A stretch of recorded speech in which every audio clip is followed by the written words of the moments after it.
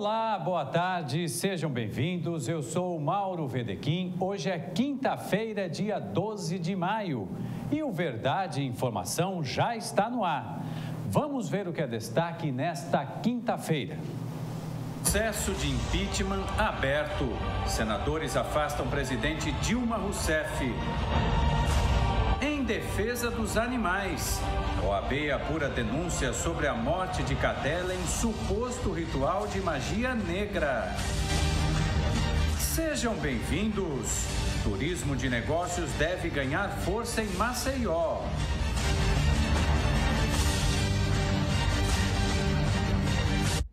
Mais uma vez, boa tarde para você que me acompanha na tarde desta quinta-feira, dia 12 de maio.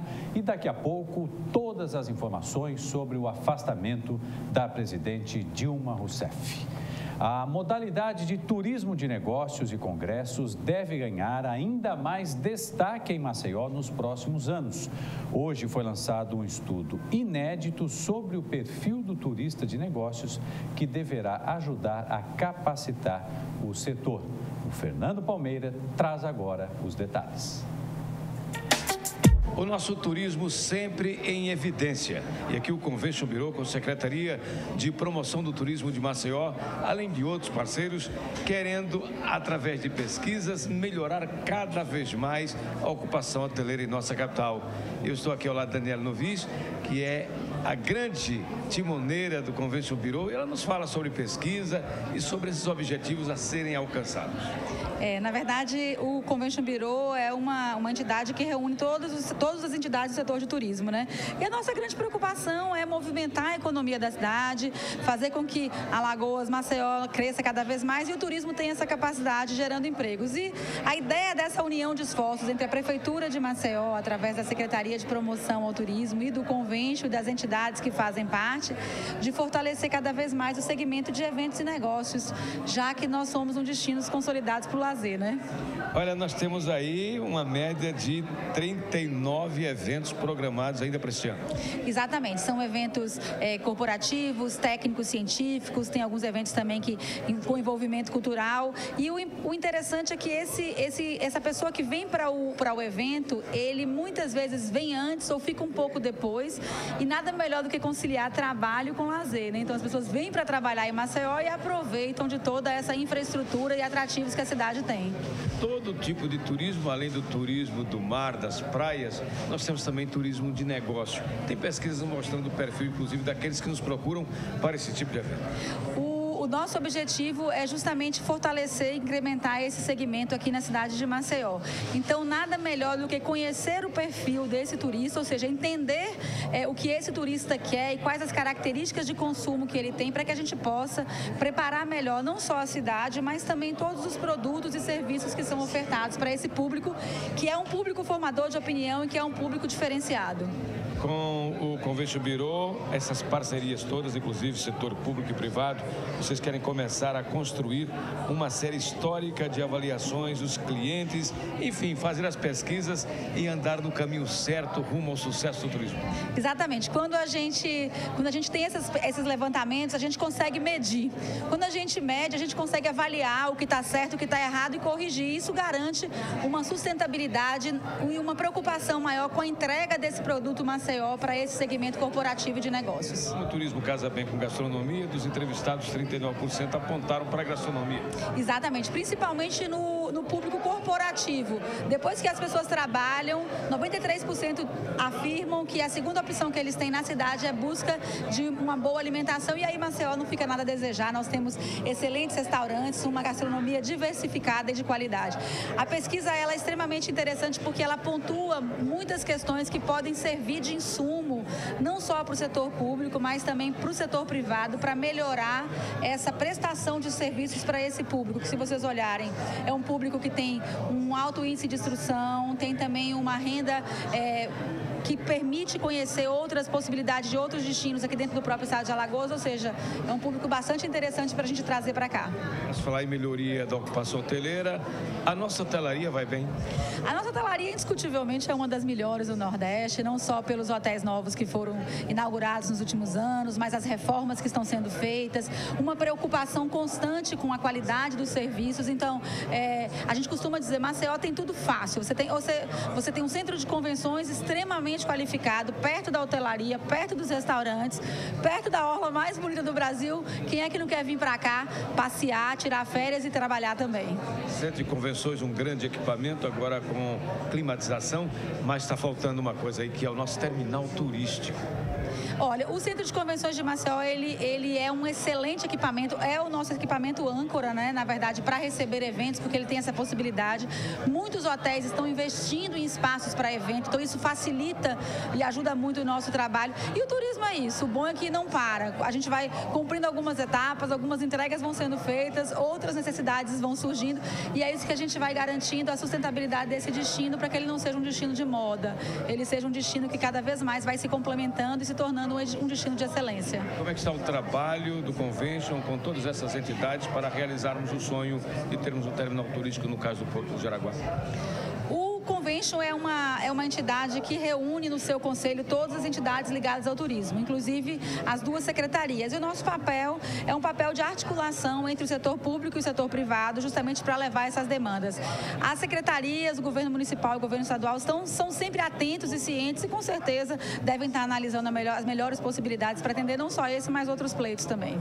Importante esse momento, hein? Todos aqui unidos para melhorar cada vez mais o nosso turismo. É preciso melhorar transporte, é preciso evitar poluição nas nossas belezas naturais e também termos o nosso terminal de turismo, no caso do Porto do Jaraguá. Um sonho e uma necessidade.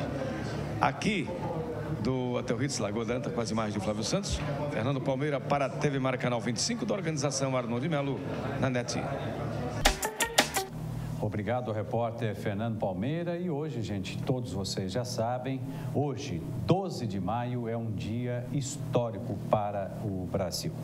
Os senadores acataram o processo de impeachment e afastaram a presidente Dilma Rousseff, o que pode durar até 180 dias. Michel Temer já é o presidente interino do Brasil. Os senadores alagoanos Fernando Collor de Mello e Benedito de Lira votaram favoráveis ao afastamento.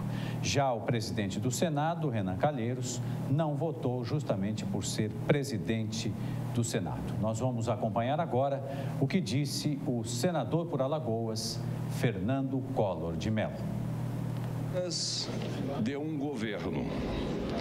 Este é o título de uma obra clássica de Rui Barbosa de 1931.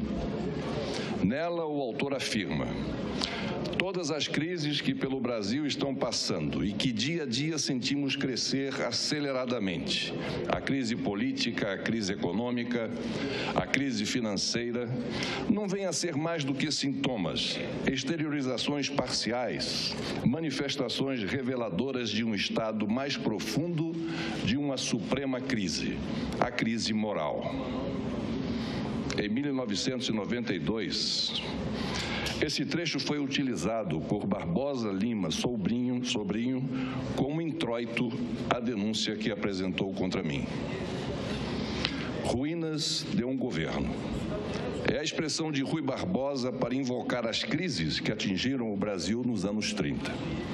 Senhor presidente, jamais o Brasil passou como hoje por uma confluência tão clara, tão entrelaçada e aguda de crises na política, na economia, na moralidade e na institucionalidade. Chegamos ao ápice de todas as crises.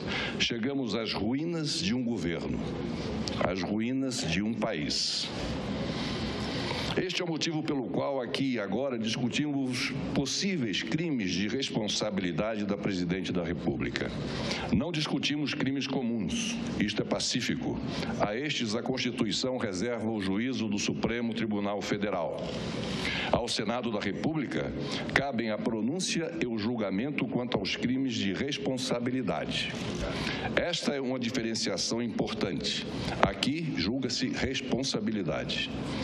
Em 1992, em processo análogo, bastaram menos de 4 meses entre a apresentação da denúncia até a decisão de renunciar no dia do último julgamento.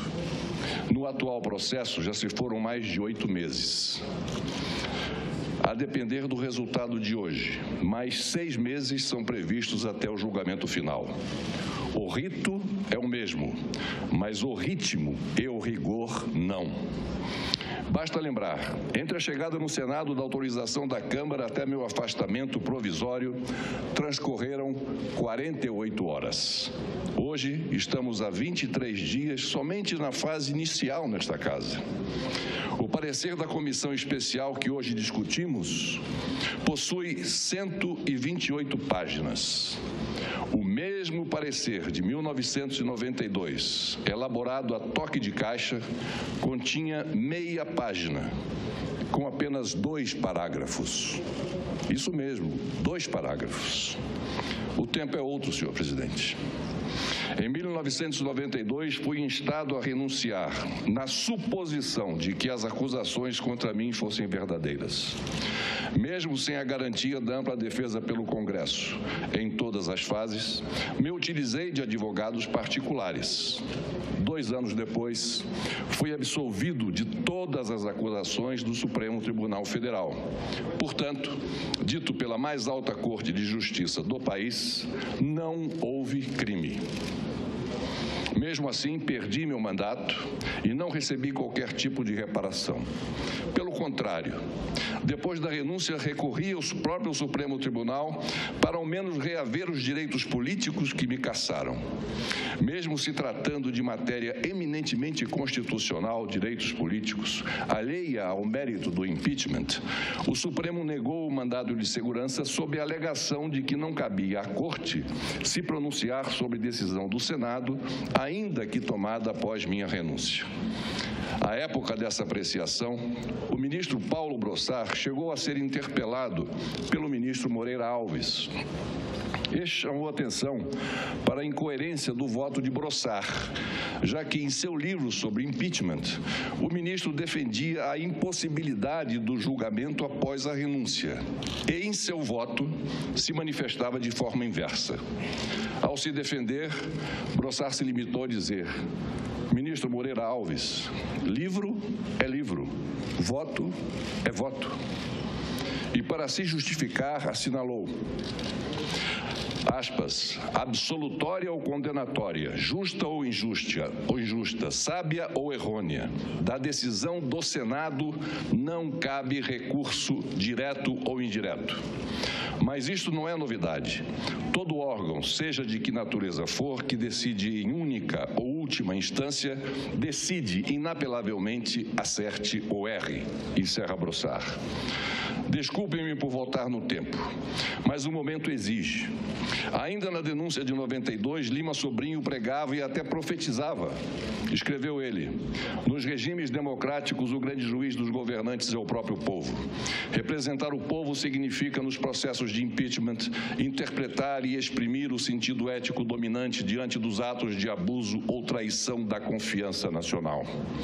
A suprema prevaricação que podem cometer os representantes do povo em processos de crime de responsabilidade consiste em atuar sob pressão de influências espúrias ou para a satisfação de interesses pessoais ou partidários. Em suma, o presidente é de ser julgado com base nos largos e sólidos princípios da moralidade política, encerra Lima Sobrinho. Pois bem, senhor presidente, todas as tragédias que se podem imaginar reduzem reduzem-se a uma mesma e única tragédia: o transcorrer do tempo. É o mesmo tempo imperioso do mundo que nos traz à razão.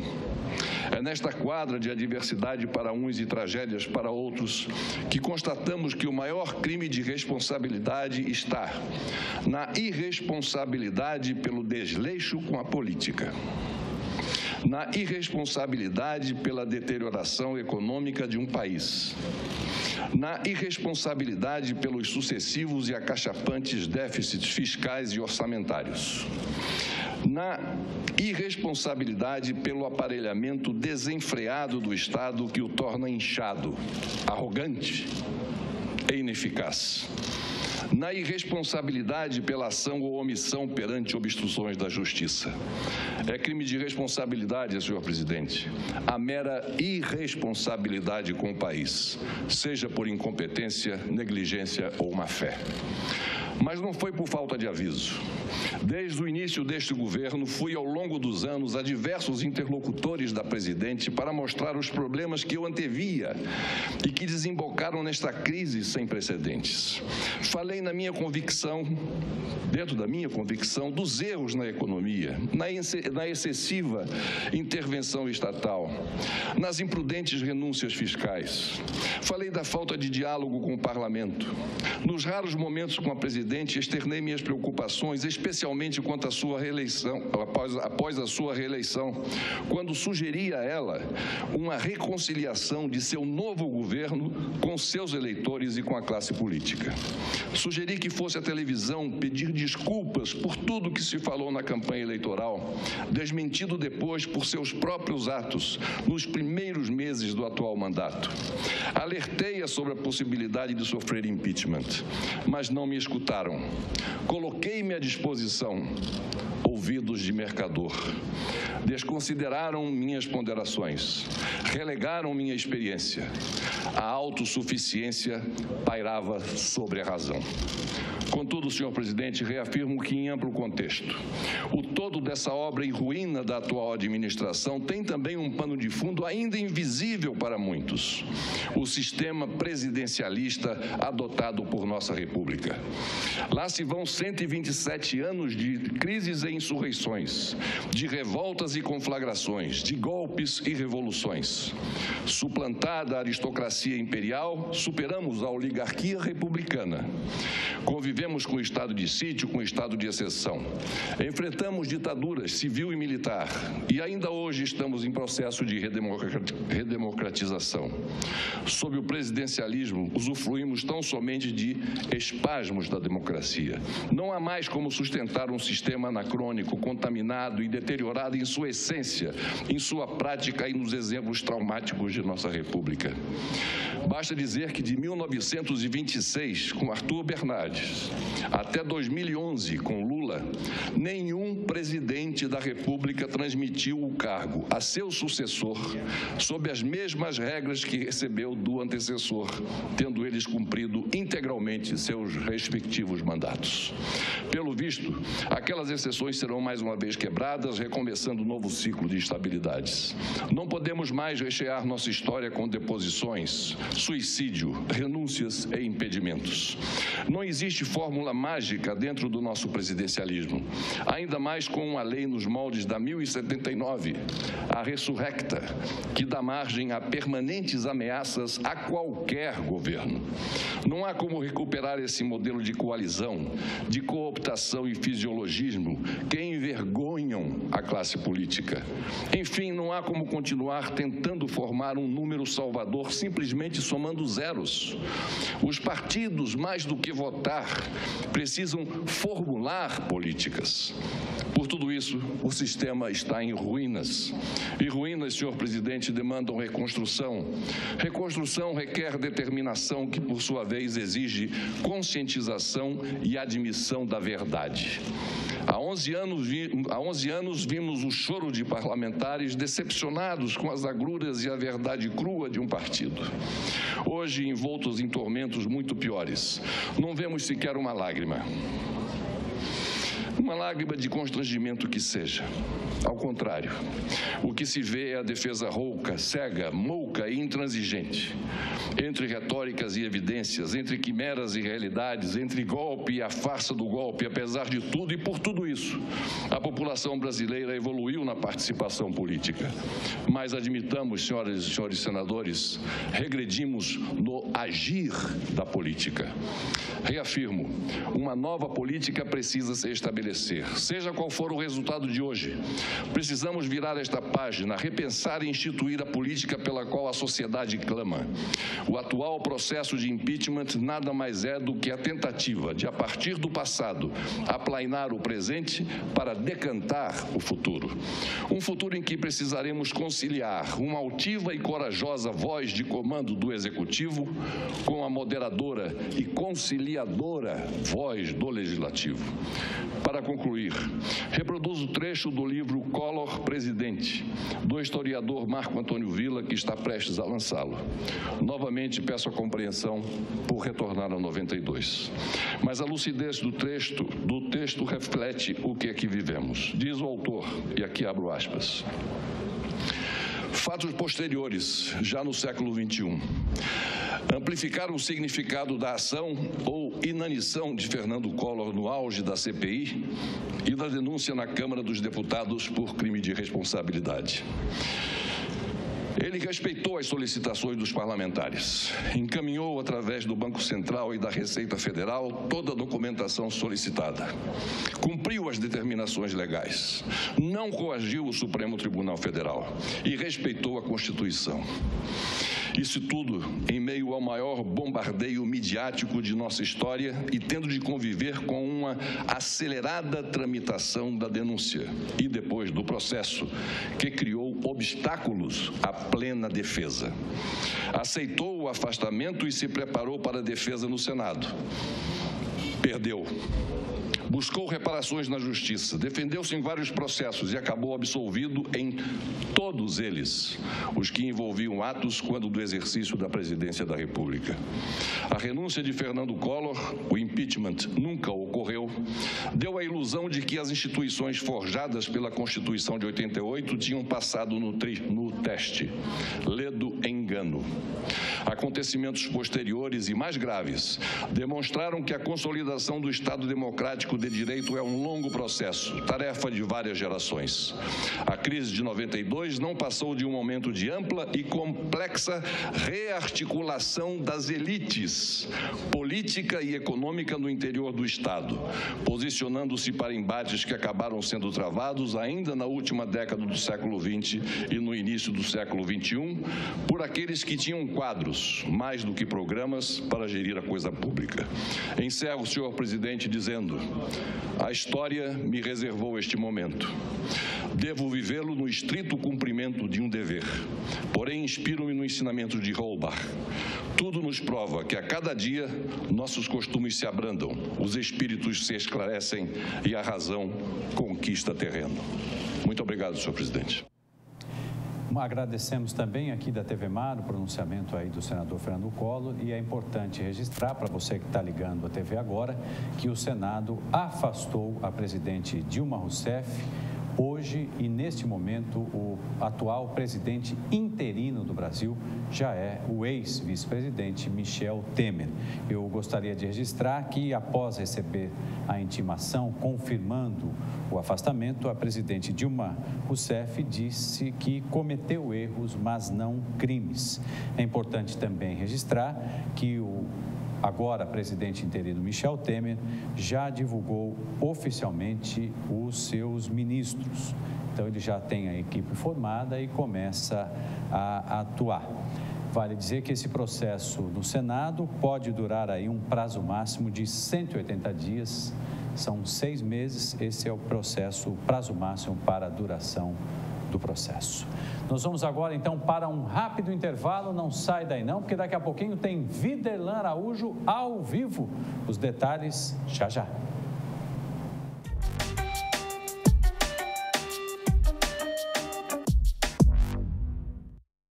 Você sabia que qualquer pessoa pode ter o vírus HIV, que é o que causa AIDS? A única maneira que a gente tem de saber se temos ou não é fazendo o teste. O teste é rápido, seguro, sigiloso e ele está disponível no serviço de saúde. Cuide bem de você e de todos que você ama. Faça o teste de HIV/AIDS.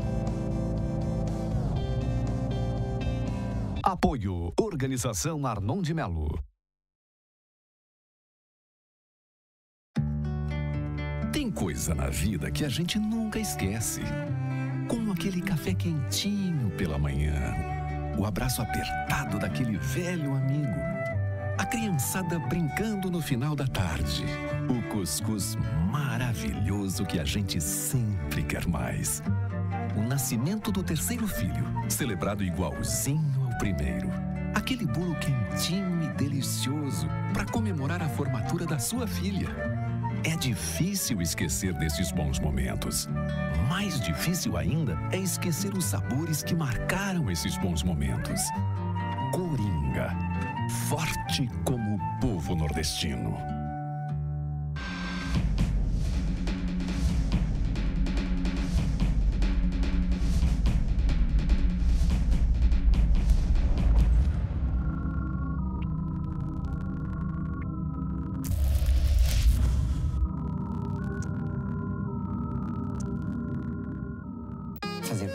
Fazer pão é minha paixão.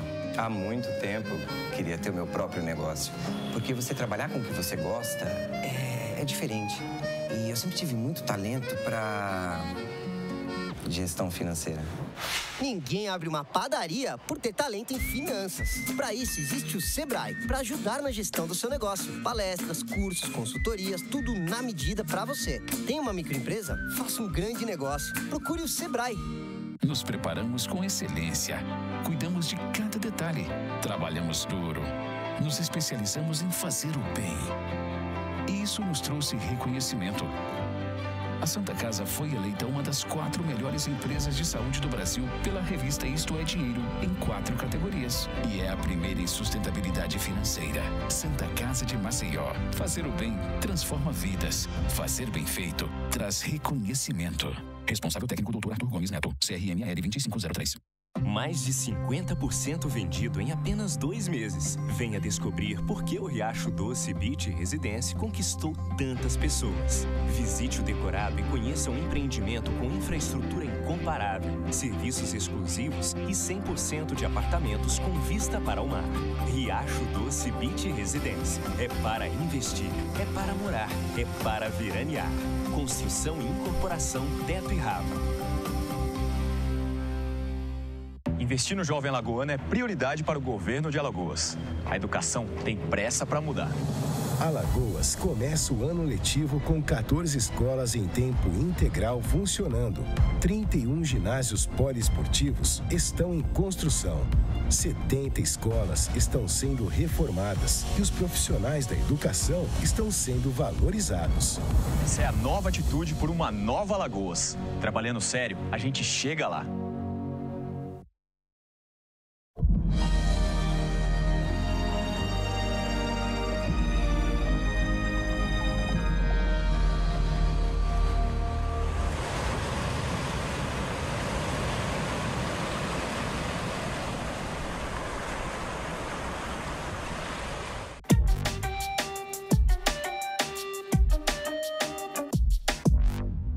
E estamos de volta com Verdade e Informação, agora para falar da violência no futebol.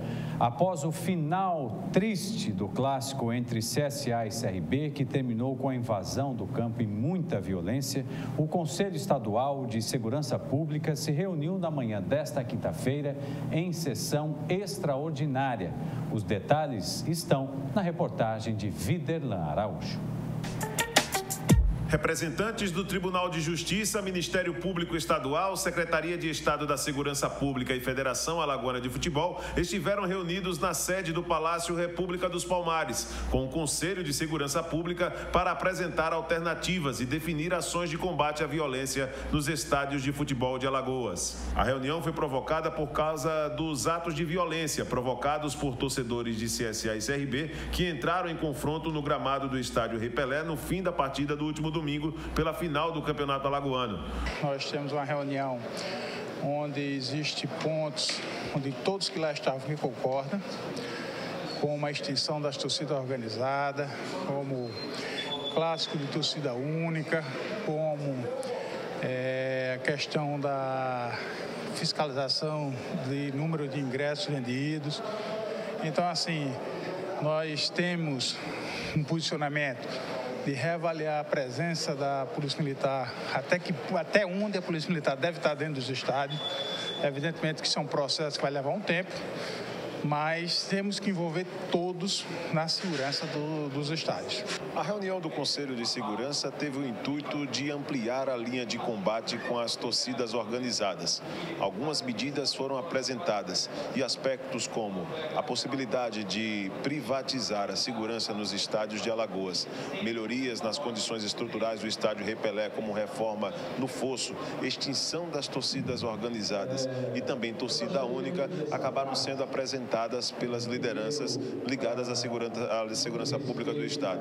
Agora, as torcidas organizadas, as maiores de CSA e CRB, Mancha Azul e Comando Vermelho, passarão a ter uma linha de controle, de combate muito maior pela Justiça, para evitar que episódios que aconteceram no último domingo possam ser novamente repetidos aqui em Alagoas. O Conselho de Segurança considera que, diante dos episódios e da imagem negativa de Alagoas no mundo, as medidas precisam ser mais enérgicas quanto ao acesso de torcedores nos estádios, a começar pela extinção das torcidas organizadas de CSA e CRB. A gente tem que criar uma mudança de comportamento. O governador Renan Filho disse que, enquanto for governador, ele não pode permitir uma situação como aquela daquele domingo. E a gente tem que entender que os campos de futebol são ambientes de a gente ter paz, de ter alegria e comemorar. E essa diversidade não pode sair de um patamar de tolerância. Então, a motivação que o Conselho Estadual de Segurança Pública convoca todos para uma reunião, e o magistrado foi muito feliz quando disse que a tolerância com essa situação tem que ser a mesma da lei seca, ou seja, zero, no aspecto de que a gente aqui cria um ambiente jurídico para que se normatize isso de uma forma ampla, de uma forma respeitosa. E o desafio que o Conselho faz aqui com todos esses órgãos vinculados é que o alagoano pode ir fazer a sua motivação de comemorar os grandes clássicos e as grandes partidas, tendo a paz como a palavra de ordem e a certeza de que não vai mais ser aquele tipo de tolerância para situações como aquela. Quando vem para a gente, nós oferecemos uma transação penal, que é o banimento do estádio. Ele fica 3, 4, 5, 6 meses, dependendo do caso, sem ir ao estádio. Isso é controlado. Como é isso? Nós encaminhamos para algum quartel da Polícia Militar e ele chega 2 horas antes do início do jogo e sai 2 horas depois do início do jogo. E a polícia sempre tem nos informado o cumprimento ou o descumprimento. Quando há o descumprimento, há o oferecimento da denúncia e ele responde a processo. Agora vai ser diferente. A partir de agora, nós vamos fazer dessa maneira. Houve o descumprimento, tornozeleira eletrônica, oferecimento de denúncia, mais um descumprimento, prisão preventiva. A Federação Alagoana entende que em jogos de grande porte é essencial um apoio extra na segurança, como a presença de segurança particular para garantir que o futebol deve ser visto como um esporte de lazer. Eu julgo que algumas situações a gente dispensa essa situação. Temos jogos de público pequeno, você geraria mais uma oneração para os clubes de federação desnecessária. Mas em situação de jogos de maior porte, poderíamos sim pensar na segurança particular como forma de complementar o trabalho da Polícia Militar. É fundamental a presença da Polícia Militar. Nós não podemos pensar em fazer jogo sem a presença da Polícia Militar. Mas podemos também pensar na complementação do trabalho da Polícia Militar com o uso de segurança particulares. Sim, não vejo problema. Acho que temos que tomar providência para que situações como aquela não voltem a ser vistas. Todos têm que estar envolvidos no tocante à questão da segurança.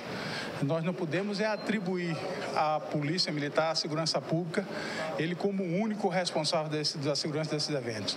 Então eu defendo que nós temos que começar a envolver os responsáveis pelos eventos para que contribuam para a segurança pública. Qual vai ser o próximo passo depois dessa reunião hoje? Nós vamos criar um ambiente jurídico Essa reunião está sendo toda gravada, vai ser deliberado junto das autoridades judiciais que aqui estão, quer seja o magistrado, quer seja a promotora, para criar alguns mecanismos. Obviamente que a reunião está em pauta. Existem 3 eixos de manifestação onde vamos colocar em votação. Uma delas é proibir a torcida organizada. A outra é que a biometria para um ingresso dentro dos estádios, o TRE tem uma biometria do estado inteiro. Todos nós, quando vamos votar, temos a nossa biometria. Por que não utilizar aquela biometria do TRE e utilizar catacas que possam fazer essa leitura? É sistema, é coisa fácil de operacionalizar. Os fossos que dão acesso mais amplo já vai ser uma determinação e o governador Renan Filho já vai mandar fazer essa obra de dificultar esse acesso, e a partir dali vamos construir com o Ministério Público a possibilidade de colocar até tornozeleira eletrônica, para que esse cidadão que se utiliza como torcedor, mas é na verdade um malfeitor porque é um criminoso, ele sendo pego pela biometria ou sendo pego no estágio, ele já sai de lá com a tornozeleira eletrônica. Por que será, gente, que na Europa 100 mil torcedores de times diferentes convivem em harmonia e aqui a gente não consegue nem chegar perto da palavra, do significado, do sentido da palavra harmonia? É difícil. Vamos continuar a falar sobre violência nos estádios. O repórter Videlan Araújo conversou com o juiz coordenador do Juizado do Torcedor, Dr. Celírio Adamastor, para saber quais medidas o Tribunal de Justiça deve tomar para que outras situações, como a que assistimos no domingo, não se repitam. Vamos acompanhar. A Justiça Mauro Wedekind tem buscado alternativas para poder combater a violência, ajudar a sociedade a se manter tranquila. E diante dos episódios ocorridos no último domingo, na decisão do Campeonato Alagoano, o Juizado do Torcedor tem sido bastante citado, tem sido também bastante efetivo na linha de combate. Nós vamos conversar com o Dr. Celírio Adamastor, que hoje pela manhã compareceu em uma reunião junto com o Conselho de Segurança para poder falar do ponto de vista do Juizado do Torcedor a respeito desses episódios. Chega o momento, doutor, já de se trabalhar com a extinção das torcidas organizadas? Boa tarde. Boa tarde, ouvinte, telespectador da TV Mais. Chegou o momento. Infelizmente, nós não seria um outro momento a não ser esse, porque o que nós vimos foi um verdadeiro vandalismo dentro do estádio Rei Pelé. Material e o que é o pior, humanos. Entendeu? Então, o momento agora já chegou, o Conselho hoje se reuniu, eu fiz a minha sugestão, dei minha opinião, e eu espero que o Conselho, junto ao Governo do Estado, tome as medidas necessárias, porque a Polícia Civil, a Polícia Militar já identificaram os autores materiais do que ocorreu no domingo. Inclusive, 4 já estão presos e 2 já estão querendo fugir, mas nós já estamos aguardando só que a polícia requeira que represente a prisão preventiva para que o Poder Judiciário decrete a prisão preventiva desses outros. A Justiça, ao longo dos anos, já se colocou à disposição para poder considerar alguns aspectos. Agora chegou ao limite da situação, doutor? Infelizmente chegou ao limite. Nós não podemos mais esperar. Entendeu? A sociedade não precisa mais esperar. Precisamos dar um basta a esses vândalos. E o basta para darmos o que é? É banirmos a torcida organizada de dentro do espetáculo do futebol, que é um espetáculo bonito, porque nós sentimos hoje a ausência do que da família. E o estádio é família e não bandidismo. O senhor trouxe 3 sugestões importantes na reunião hoje pela manhã que nós acompanhamos também. Uma delas foi a questão das digitais nas catracas do estádio Rei Pelé. Você acredita que isso aí já pode diminuir bastante o número de pessoas mal intencionadas no estádio, doutor? Vai diminuir sim. Por quê? Porque o indivíduo, quando for comprar o ingresso, ele será totalmente identificado e terá que a impressão digital para adquirir o ingresso. E ele só adentrará o estádio se é com a posição da impressão digital, que é a biometria. Ele foi lá, foi constatado que ele sofreu alguma punição, o que é que ocorre? Ele será travado a catraca, ele será retirado e encaminhado de imediato ao Ministério Público, que lá dentro está trabalhando. Doutor, e depois dessa reunião realizada na manhã de hoje, qual vai ser o próximo passo e qual vai ser as próximas etapas agora? A próxima etapa, a sugestão que eu dei foi o seguinte: primeiro, criarmos um empecilho para que os torcedores não adentrem ao campo quando termina a partida. Porque, olha, o estádio Rei Pelé sofreu uma reforma. E a reforma que ele sofreu foi para clubes simples para ser aplicado numa cidade, num estado onde fosse evoluída, tivesse uma educação evoluída. Você vai lá no exterior, você veja, o estádio não tem alambrado, não tem nada, e o que a torcida respeita, ela não adentra o campo quando fim do jogo. Em que pese as que adentram o campo, o que é que ocorre? São torcidas dos times vencedores, e os times perdedores se mantêm em seu local procurando sair do estádio. Aqui foi o contrário. O que foi que eu sugeri? Que fosse feito uma grade obstaculando o acesso de qualquer indivíduo ao campo de futebol, ao gramado de futebol. Porque, outrora, o que era o fosso? Era um buraco onde tínhamos 2,5 metros de largura por 3 de profundidade. Hoje não, você viu, nós vimos, nós assistimos o que ocorre. Com uma passada, não sei como, os torcedores já estavam dentro do campo da partida. Doutor Celírio, o Ministério da Justiça lançou na última terça-feira uma espécie de manual, o Guia de Segurança em Estádios no país. Queria que o senhor pudesse trazer o que pode trazer também de benefícios, classificando em grau de risco cada partida de futebol pelos históricos de violência. Olha, isso aí, essa cartilha chegou, eu recebi, estou lendo a cartilha, entendeu? Nós vamos procurar empregar aqui. A Cláudia Pituba, que já está fazendo aqui um trabalho muito bonito, querendo trazer a paz para os estádios. Ora, outrora nós íamos no estádio, a festa no estádio de futebol é bonita, você vê cores de um clube e cores do outro. Hoje você não pode ver isso, porque você só vê o quê? Contenda, é líder entre eles, entendeu? Aí o que é que ocorre? Nós estamos preparando uma surpresa. De minha parte, eu digo, eu acho que tem que ser banido. A primeira, em caráter de urgência, é banir e de imediato as torcidas organizadas de dentro do campo. Se não banir, o que é que ocorre? Fazer cumprir o Estatuto do Torcedor. De que maneira cumprir o Estatuto do Torcedor? Punindo o clube mandante, porque naquele caso a polícia recebeu o relatório da Polícia Militar. E o relatório da Polícia Militar é taxativo. O mandante do clube, o mandante do jogo domingo era o CSA. Ora, aí ele começa. O problema não se criou dentro do campo inicialmente, o problema se criou fora do campo. Aonde? Fora do estádio. Por quê? Não foram vendidos 15 mil ingressos, foram vendidos muito mais de 15 mil. A prova é que houve tentativa de invasão, foi quebrada, os portões foram quebrados, entendeu? Então o problema começou fora. E depois o problema veio para dentro do estádio. E decorrência de quê? Da aglomeração. Aí dizem, não, a Polícia Militar foi ineficiente. Não, a Polícia Militar teve 300 homens lá dentro. Os homens que estavam lá de trabalhar, prestaram serviço à altura.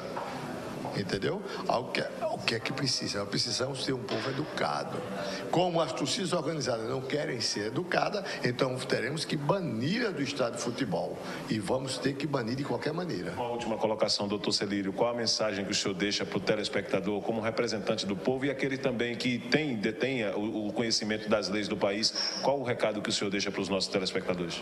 O recado que eu deixo é o seguinte: confie no Poder Judiciário, confie no Ministério Público Estadual.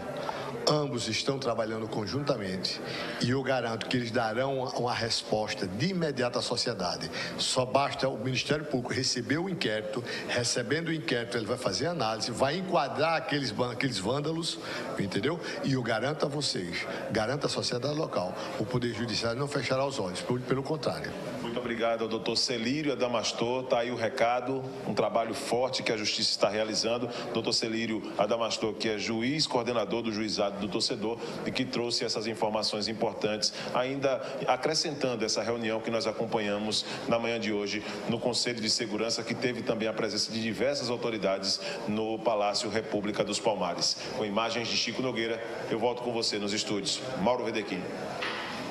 Obrigado aí ao repórter Viderlan Araújo, e tomara que o Conselho de Segurança consiga efetivamente realizar aí ações que consigam de fato reduzir a violência nos estádios. Sem dúvida nenhuma, passa pelo fim das organizadas, que infelizmente se tornaram, em muitos casos, antro da bandidagem. Essa é a triste realidade. O que nós vimos no domingo traduz à perfeição o que eu acabei de dizer.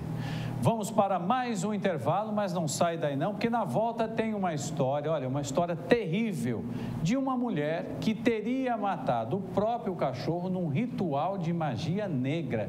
É cada uma, os detalhes logo após os comerciais.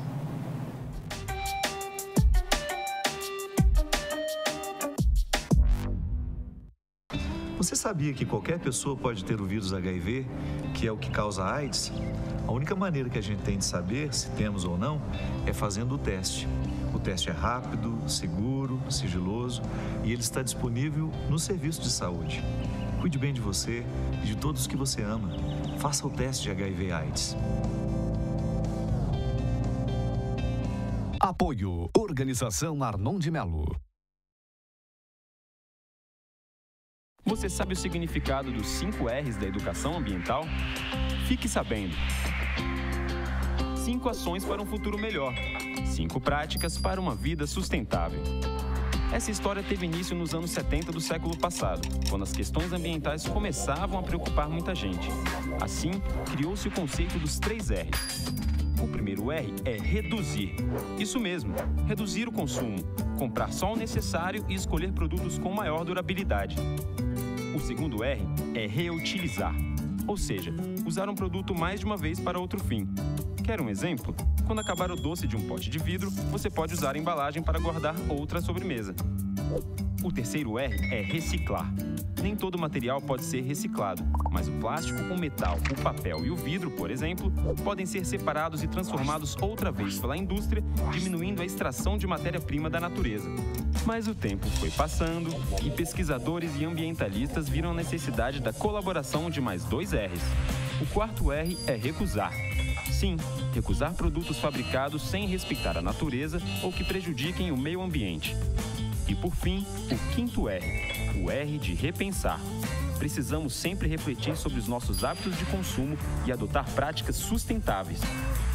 Os 5 R's são ações e práticas para um mundo melhor. Fique sabendo. Tem coisa na vida que a gente nunca esquece. Como aquele café quentinho pela manhã, o abraço apertado daquele velho amigo, a criançada brincando no final da tarde, o cuscuz maravilhoso que a gente sempre quer mais, o nascimento do terceiro filho, celebrado igualzinho ao primeiro, aquele bolo quentinho e delicioso para comemorar a formatura da sua filha. É difícil esquecer desses bons momentos. Mais difícil ainda é esquecer os sabores que marcaram esses bons momentos. Coringa, forte como o povo nordestino.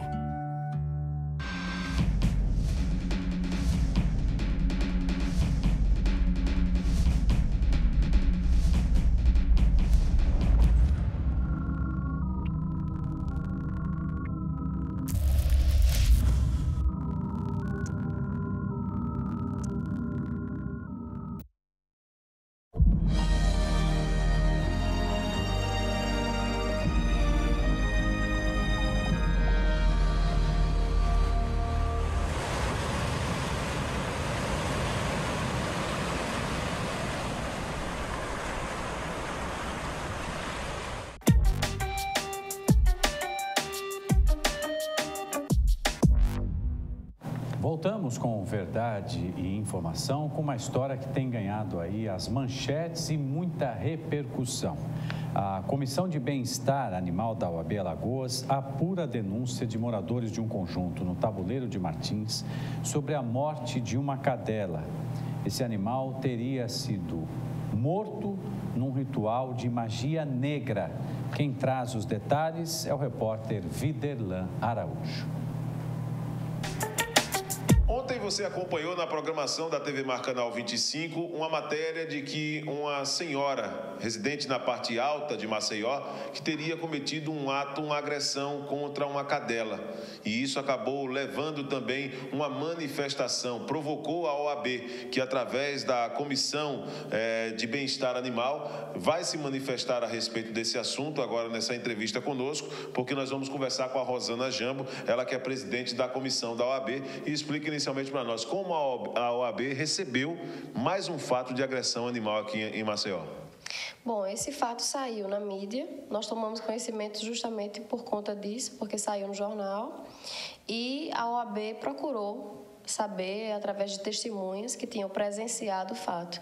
Tanto visto essa agressora com a faca na mão, quanto ensanguentada, e que tinha negado o fato. Porém, ontem, quando nós fomos notificá-la, ela disse que tinha colocado o animal para dormir, que a briga do animal se dava em relação a uma coleira, ou seja, ela claramente tinha traço de perturbação mental.